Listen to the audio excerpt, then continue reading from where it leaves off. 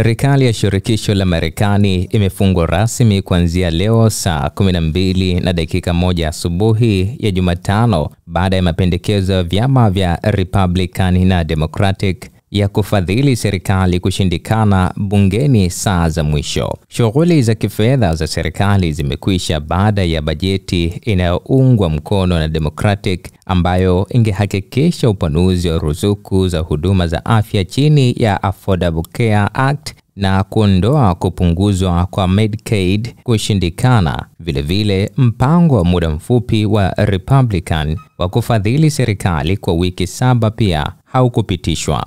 Baada ya kura hizi mbili kushindikana jana Jumanne, mkurugenzi wa ofisi ya usimamizi wa bajeti ya Ikulu OMB Russell Vought aliwaelekeza mashirika ya serikali kutekeleza mipango yao ya kufunga serikali kwa utaratibu. Kiongozi wa upinzani wa Senate Chuck Schumer aliwahimiza Republican kuungana tena kwenye meza ya mazungumzo akisema, tunataka kukaa pamoja kuzungumza, lakini Republicans hawawezi kufanya hivi kwa njia ya kisiasa ambapo wanataka njia yao tu iwe ndio pekee, alisema Schumer katika mkutano na waandishi wa habari baada ya kura bungeni. Kabla ya kufungwa kwa serikali, Rais Donald Trump na viongozi wa bunge wa pande zote walikutana Ikulu siku ya Jumatatu Septemba 29 ili kujadili na kujaribu kuepuka kufungwa kwa serikali. Viongozi wa Democratic wanashikilia kushindwa kutoka kura kwa Republican kwa ajili ya makubaliano ya muda mfupi, wakidai marekebisho ya kupunguzwa kwa Medicaid na upanuzi wa ruzuku za kodi za huduma za afya ambazo Republican